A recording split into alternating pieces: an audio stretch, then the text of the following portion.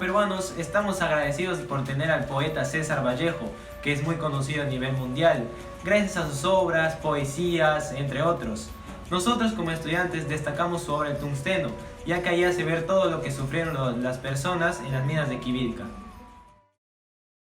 La noche avanzaba poblándose de los gritos dolorosos y las palabras del delirio. El hombre del pueblo penetró al despacho subprefectural.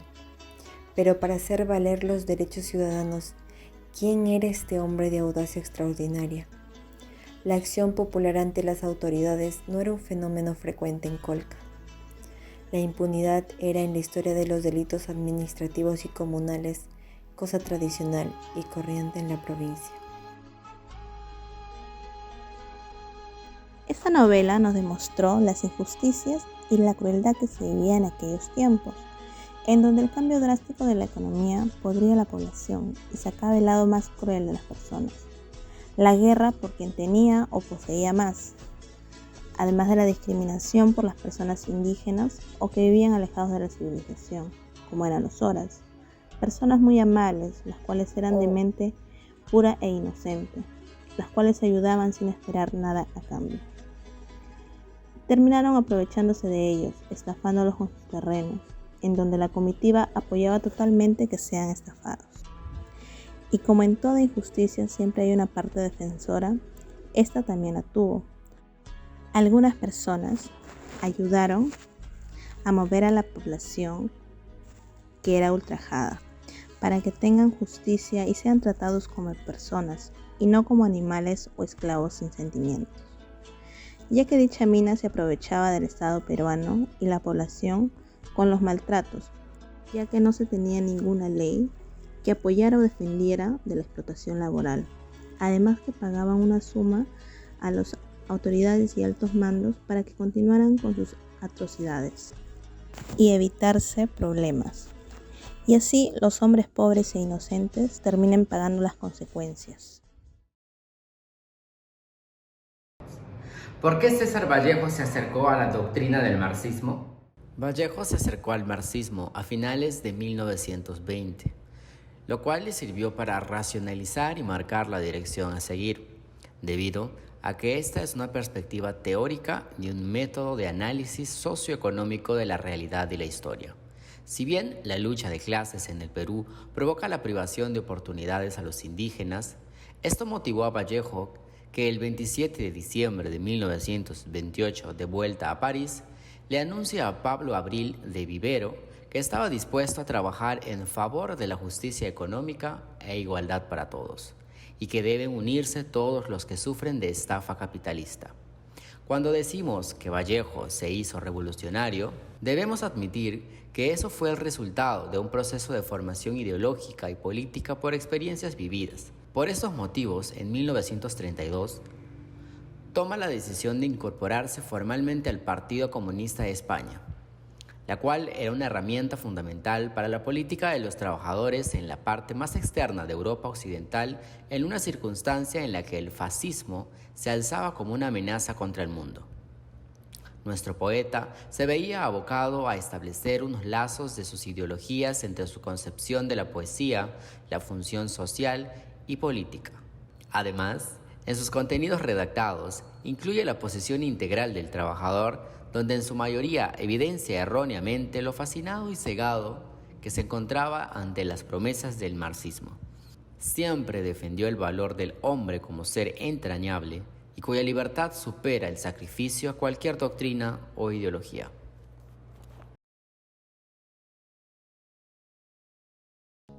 Los mineros salieron de la mina, remontando sus ruinas venideras.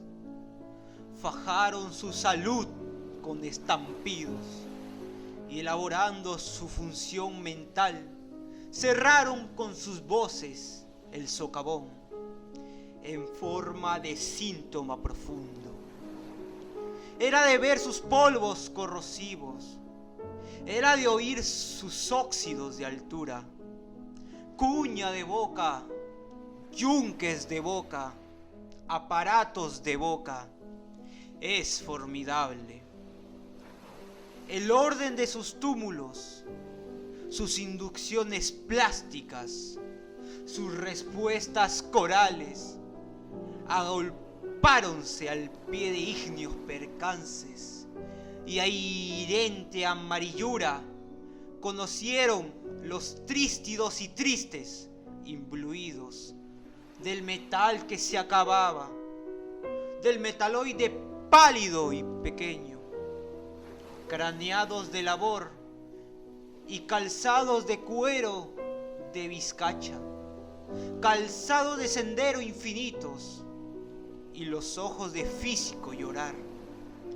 Creadores de la profundidad, saben, a cielo intermitente de escalera, bajar mirando para arriba, suben mirando para abajo. Loor al antiguo juego de la naturaleza, a sus insomnes órganos, a su saliva rústica. Temple, filo y punta sus pestañas, crezcan la hierba, el inquen y la rana en sus adverbios. Felpa de hierro a sus nupciales sábanas, mujeres hasta abajo, sus mujeres, mucha felicidad para los suyos. Son algo portentoso los mineros remontando sus ruinas venideras, elaborando su función mental y abriendo con sus voces el socavón en forma de síntomas profundos. Loor de la naturaleza amarillenta, a su linterna mágica, a sus cubos y rombos, a sus percances plásticos, a sus ojazos de 6 nervios ópticos y a sus hijos que juegan en la iglesia, a sus tácticos padres infantiles. Salud, oh creador de la profundidad, es formidable.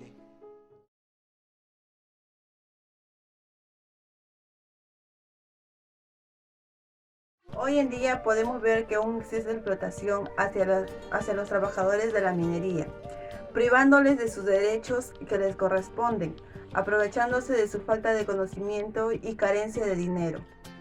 Es por ello que los peruanos tenemos una relación de amor-odio con la minería, donde lo único que hace a este sector apreciado y considerado es el aporte económico que genera al país. Pero hay un creciente descontento de las poblaciones ubicadas cerca de los centros de operaciones mineras porque el Estado los sigue excluyendo de su condición de ciudadano y pues se ven obligadas a competir con las empresas mineras para usar recursos como el agua y la tierra para conservarlos.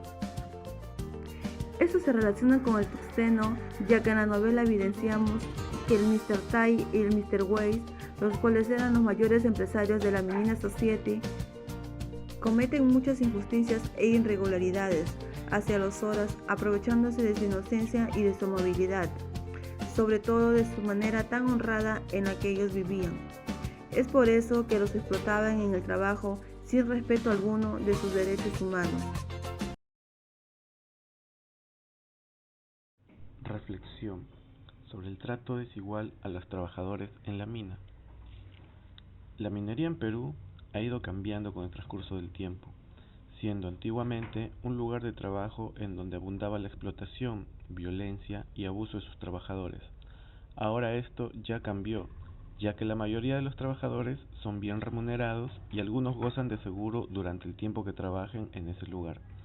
No obstante, aún se ven casos en los cuales los trabajadores denuncian abuso por parte de la empresa minera, porque trabajan en minas con exposición a elementos o compuestos que atentan contra su salud, y la empresa no les brinda el equipo de protección necesaria o adecuada.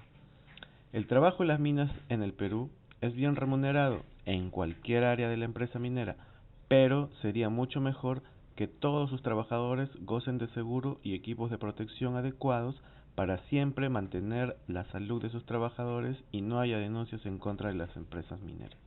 Otra reflexión sobre la minería es que el Ministerio de Energía y Minas, resaltó el trabajo de los mineros artesanos de Ayacucho, Hubo un homenaje al minero peruano que se realizó en el auditorio de San Borja, en el cual se resaltó que la minería es una actividad de mucho esfuerzo, de sacrificio y riesgo. Desde 1989, el 5 de diciembre, se dio el Día del Minero y se celebra y reconoce la labor de todos los mineros del Perú. Gracias a su esfuerzo, nuestro país cuenta con recursos necesarios para generar bienestar y desarrollo.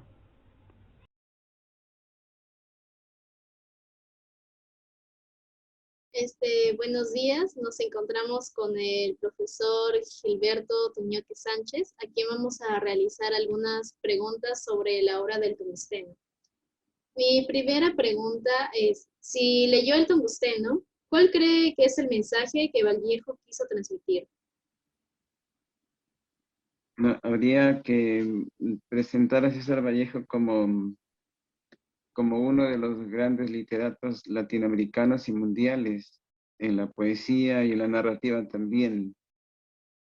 Y el estilo de Vallejo como que se refleja en la obra también de Manuel Escorza, Mariátegui, también Arguedas, que leyó para inspirarse en la tendencia de la defensa de la dignidad de las personas. El mensaje creo que encierra un protagonismo esencial influenciado por la política rusa de aquel entonces, la política y la tendencia española izquierdista de pensar en la igualdad de derechos por todos, en la igualdad del respeto laboral hacia las personas y el respeto al medio ambiente también, que se enfoca aquí. Pero yo creo que la esencia aquí, el mensaje es de que el que tiene más se impone sobre el que menos tiene. El gringo que es representado en la obra, que representa un poder, esta minera, frente a los indígenas peruanos, ¿no? Como que se ve el encuentro y ¿qué se llama? El poder de aplastar al ignorante peruano como se lo presenta en la obra. Y ciertamente la comunidad Bora era una comunidad que trabajaba en el trueque, y ni siquiera el trueque, sino más bien trabajaba en el sentido de cubrir sus necesidades vitales que le daba el medio ambiente. Tanto así que desconocían el valor monetario. Y por eso es que mucha burla de los que más tenían frente al que no poseía el dinero comercial como ya estaba infiltrando en esta comunidad. Ellos no entendían el valor monetario para adquirir un bien, por ejemplo. En cambio, el imperialismo yanqui, la fuerza norteamericana, ese era el deseo de llevarse el mineral nuestro, atropellando derechos de nuestra gente indígena, como los boras y los yanaconas que se presentan en la obra. Sí, ¿cuál cree que es la visión de justicia que nos presenta dicha novela?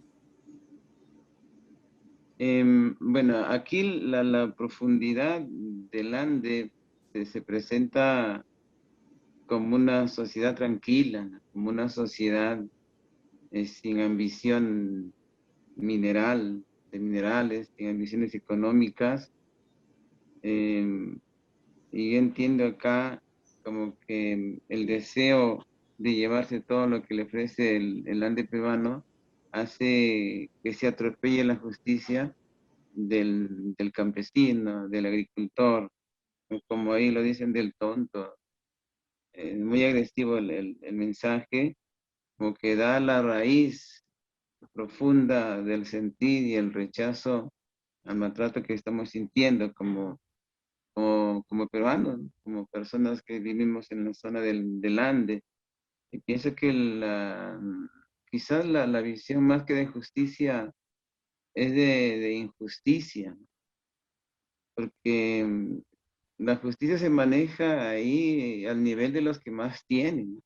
El comisario de la policía, de la mano con el minero. El subprefecto, por ejemplo, que hasta recluta gente para llevarlos al servicio de los extranjeros que estaban excavando nuestro mineral.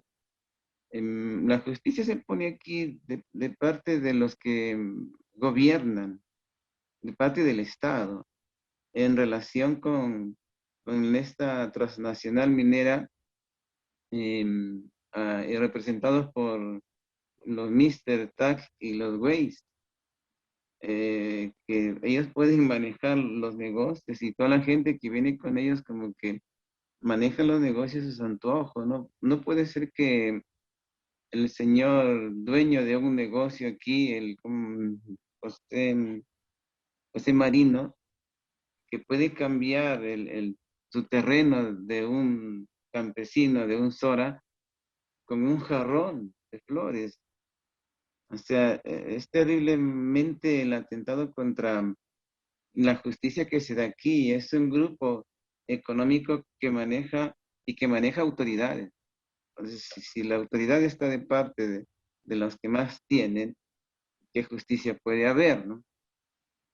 Si la autoridad está de parte de quitarle a los pobres y permitir y legalizar, porque el notario legaliza eso, ¿de qué justicia podemos hablar? Más bien, la intención de Vallejo es cómo llegar a darle a los que menos tienen, porque ustedes saben que los boras no tenían en su alma, en su espíritu, maldad. Y de eso se aprovecharon la minera, ¿no? De que cuando le faltaba alimentos o cosas a la minera, iban a esta comunidad y se servían de las cosas que ellos tenían. Y lo hacían porque ese es el estilo nuestro. Nosotros los serranos, cuando alguien nos visita, le damos de comer, su desayuno, siempre hay algo para invitar. Pero en el capitalismo ya no hay esa tradición, ¿no? En el capitalismo más bien, si alguien viene, uy, ¿cuánto me cuesta invitarle a él? Voy a perder mi tiempo, mejor la atiende en la puerta. O sea, esta parte como que ha cambiado la visión acogedora de nuestros hermanos del campo, y yo pienso que más bien podríamos hablar más de rasgos de injusticia que se vive en esta obra.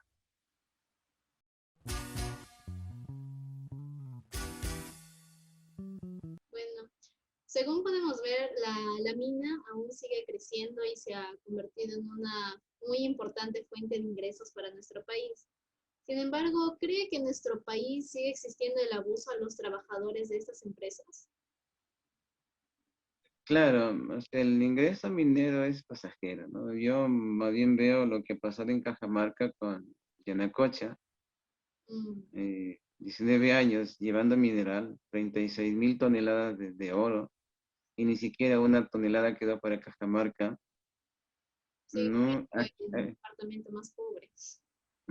o sea, genera dinero para que lo explotan, para quienes lo explotan, pero no para el dueño del terreno. Ustedes saben que Cajamarca, bueno, ya lo dijiste, está entre los más pobres del departamento del país, habiendo tenido la minera más importante de oro, ¿no? Entonces, cuando hablamos aquí de la economía, es una economía para quienes son dueños de esta propiedad minera, para esta empresa. Aquí podemos hablar de la pobreza, ya no existe Yanacocha, el Cerro Quilis está por destruirse. Conga, por ejemplo, ¿no? ¿Por qué la gente se pone? Porque ellos prefieren su agüita. ¿Quién se va a beneficiar? Porque los pobladores de Yanacocha han quedado en extrema pobreza. Ya los pasivos ambientales, por ejemplo, más de 1.200 en Yanacocha, más de 1.200 en Hualgayoc, por ejemplo. Algamarca, ¿cuántos pasivos ambientales tiene? Ya no hay forma de recuperar el ambiente en estas zonas que conocemos. Entonces, la actividad económica, entre comillas, ¿a quién benefician? ¿A quién beneficia? Yanacocha estuvo 19 años. En 19 años, ¿cómo dejó Cajamarca? Las aguas están contaminadas. Es terrible la situación que se vive en Cajamarca. La gente ya no tiene la misma calidad de agua para sus sembríos, para sus animales. Entonces, la economía que ofrece, no sé, ¿a quién le va a beneficiar más? Y aquí tenemos, ejemplo, Cajamarca. Huánuco, por ejemplo. Huánuco es una ciudad fantasma que está perforada. ¿Y qué enfermedades ha dejado? No sé, o sea, pienso aquí que podríamos revisar si es un aporte para nuestro país. Si fuera aporte para nuestro país, ¿dónde está el oro? ¿Dónde está la economía? ¿Qué logros ha dejado Yanacocha para Cajamarca? ¿Sí? Y ahora uno ve a los defensores del medio ambiente, se van a la cárcel, ¿no? Se van a la cárcel. Son asesinados. Claro, en San Marcos igual. 4 campesinos que defienden su agua en la cárcel. Es como que la figura se repite. La figura se repite. Y, y si seguimos así, bueno, Algamarca es un riesgo también para la economía de Cajabamba. Y ahorita se ve un poco de dinero en las construcciones que puede haber, pero ¿hasta cuánto tiempo? Y aquí, o sea, ¿cómo es el poder ligado con la autoridad? Porque cambian de nombre y se eliminan, no cumplen con pagar impuestos al Estado peruano. Y la autoridad se queda contenta si le regalan un carro al municipio, ¿no? Si regalan una revista a la UGEL. O sea, la autoridad acepta, pero no defiende a la población. Y ese es un riesgo que se viene desde cuántos años repitiendo esta historia. Y esto es lo mismo que nos habla aquí César Vallejo, porque el hambre del mineral, en este caso el tungsteno, se hace a costa de las vidas humanas, a costa de la dignidad de las personas. La comunidad bora no progresó, por ejemplo, no progresó, ¿no? Más bien se empobreció y luego tuvieron que estar en juicios penales. Pero ¿quién atendía? Si ya el notario estaba de parte de la minería, el subprefecto estaba de parte de la minería, el policía, ¿no? ¿Cómo le llaman? El comisario, la empresa, ¿no? Las bodegas están de parte. O sea, vamos viendo con quién se queda con el más pobre en último caso. Bueno, eso lo quería expresarlo. Bueno, hemos visto de que tanto en la obra del tungsteno y en la vida real, mayormente siempre hay una desigualdad social, ¿no? ¿Y a qué cree que se debe esas actitudes de superioridad a los que tienen más ingresos que otras personas? Sí, vamos viendo que aquí es una actitud bastante discriminatoria. Sí. Ustedes ven que el poder económico es una tentación grande, ¿no? ¿A quién no le gustaría tener eso? El poder económico, el capitalismo no ve el humanismo campesino. El capitalismo ve solamente lo que él quiere llevar y se lo lleva. Se lo lleva y porque él piensa que tiene la razón. O sea, y al estar con todas las autoridades, ¿quién lo va a tocar? Se hace intocable.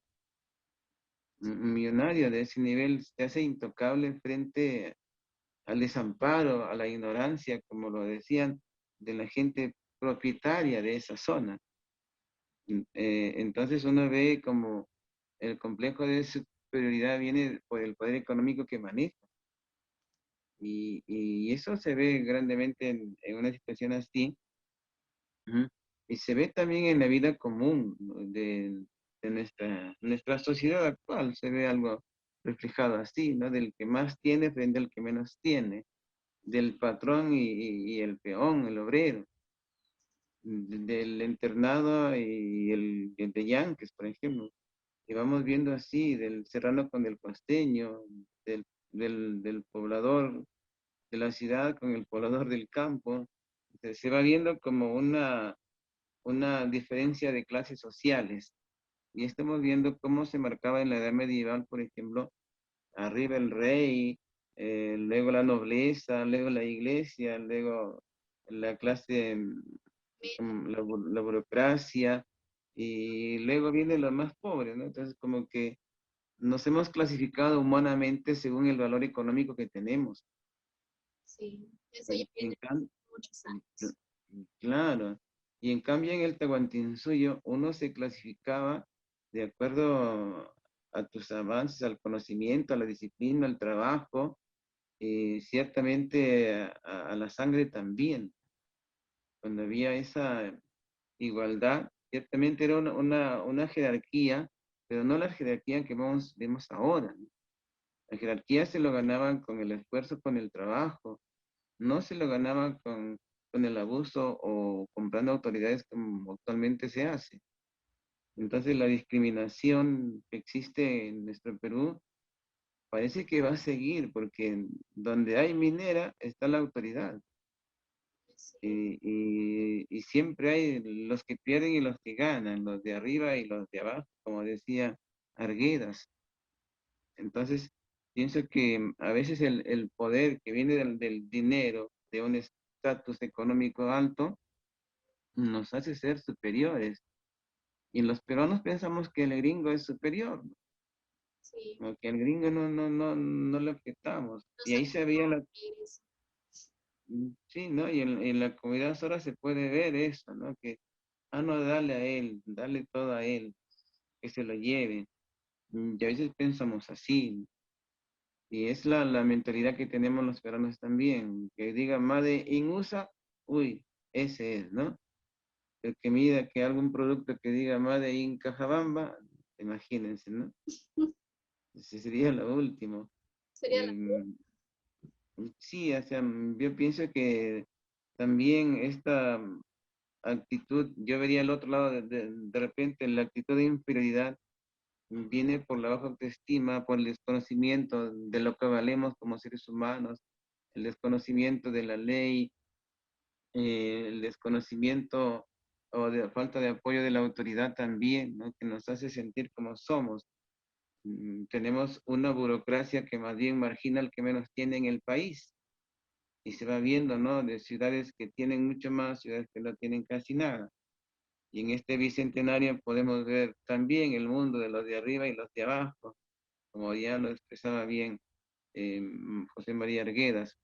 Entonces pienso que la superioridad viene porque nos atribuimos poderes por la economía que manejamos. Pienso así, y como se ve en varias obras, que el que menos tiene se hace sumiso del que más tiene. Como que incluso la forma como tratamos, por ejemplo, a un ama de casa, que es como que parece que no tuviera derecho, parece que no tuviera derecho. El que manda es el que se hace dueño de las personas muchas veces. Y eso no puede ser así, ¿no? Sí, bueno, como usted ha mencionado, en muchas oportunidades vemos de que las autoridades siempre son compradas o si no, algunos también, otros solo por su economía que tienen un poco más se creen superiores a los más pobres. ¿Y usted a qué cree que se debe estos abusos? ¿De quién, Claro, de quién cree que se debe de que estos abusos lleguen a acabar en algún momento? ujú. Sí, estamos viendo ciertamente el poder, ¿no? El poder corrompe, el poder se hace así, ¿no? Es como decía un amigo, es como un soroche. A veces uno llega al poder y, y hace eso, ¿no? Más bien ensuciar a mucha gente, corroe el poder. Y entonces estamos en una situación de ese tipo, ¿no? Donde ciertamente hay muchas leyes en nuestro país, hay muchas leyes, pero el soborno existe frente a cualquier tipo de ley. Y pienso que cuando uno conoce el derecho y puede exigir su derecho, también hay el otro lado como que el que compra la autoridad, el que tiene más dinero, hace que siga cometiéndose un abuso. Aquí en Cajabamba, eh, un señor afectado que le fueron robados sus ovejitas, descubrió al ladrón, denunció y más bien el ladrón pudo conseguirse un abogado y lo denunció al propietario de las ovejas, al afectado. Y la justicia lo condenó al afectado, que perdió las ovejitas. Y el ladrón salió ganando. Y uno dice, ¿qué es esto, no? A veces uno dice, en una universidad de Cajamarca hay un maestro de derecho que se jacta que él gana mucho dinero defendiendo a los delincuentes. ¿Mm? Entonces la ley, ¿de parte de quién está? Ya digo, pero un abogado que defendiendo a un delincuente, ¿cómo es posible? ¿Mm? Defendiendo a un narcotraficante, ¿cómo es posible? Defendiendo a un asesinato, ¿cómo es posible? Es decir, la ley permite ciertos atropellos a la dignidad de las personas. Y si eres pobre, peor. Y la señora Acuña, que defendía, por ejemplo, el medio ambiente en Cajamarca, cómo la policía lo perseguía a ella, la filmaba, ¿no? ¿Mm? No podía estar tranquila. La minera compraba policías para que filmen, la hagan un acoso. Ella estando en su terreno era vigilada. Pues el pobre que reclama en esta situación que vivimos actualmente, es marxista, es terrorista, ¿no? Es una amenaza, se parece que como que la figura de Cristo se repite también. Cristo contra todo un ejército y le tenían miedo. Entonces, a veces la voz del que menos tiene, si es apoyada por la sociedad justa, yo pienso que tendría que empezar a respetarse la ley y buscar la igualdad. Es parte de la gran culpa, es la inmoralidad que vivimos en el país. Tenemos una gran carga inmoral, una gran carga de corrupción que no permite que la ley se aplique legalmente. ¿Mm? Como ejemplo de otros países, ¿no? Como Inglaterra, por ejemplo, que se cumple muy bien. En Alemania, por ejemplo, nuestros estadios aquí están llenos de mallas para que la gente no entre. En Alemania no hay mallas, la gente cumple la ley, la sociedad es distinta. Nuestra sociedad, no sé, algo robamos, ya estamos pensando cómo defenderlo, cómo involucrar, cómo comprar. Y esto de la justicia, ¿no? Y yo me pregunto cómo pueden haber abogados que defiendan un delito. Si es para defender la ley, el abogado es para defender la ley, no es para defender delitos. Se deja jugar por el dinero. Mm. Bueno, le quiero agradecer, profesor, por esta cooperación a la entrevista. Bueno, hemos podido concluir de que en la obra mayormente César Vallejo representa todas las injusticias que se vive por la corrupción y por el complejo de superioridad de las autoridades hacia los boras. Y comparando con la actualidad también hemos visto el caso de Cajamarca, donde las autoridades son compradas, las personas, los pobres que se levantan a querer defender sus tierras, a querer defender su agua, son sancionadas, incluso asesinadas, enviados a la cárcel, se les tilda con el complejo de que son terroristas o que son muy rebeldes ante las leyes, entre comillas, las leyes defendidas por los abogados. Vemos de que ahora los abogados más se incluyen todo por el dinero que por defender a los culpables, como decir. Y bueno, profesor, le quiero dirigir mis más sentidos gracias por haber hecho partícipe de esta pequeña entrevista. Muchas gracias. Gracias, sí. Gracias, Shirley, gracias. César Vallejo fue una persona muy admirable, noble, justo y solidario. César Vallejo se acercó al marxismo porque se sintió identificado con la desigualdad de oportunidades por los niveles socioeconómicos que viven los peruanos, siendo los más afectados los de clase baja, y decidió trabajar en favor de la justicia económica para tratar de solucionar esa problemática. Vallejo, en su obra El tungsteno, resalta la injusticia que había en las minas de Quivilca, donde los pobladores eran explotados, ignorando sus derechos.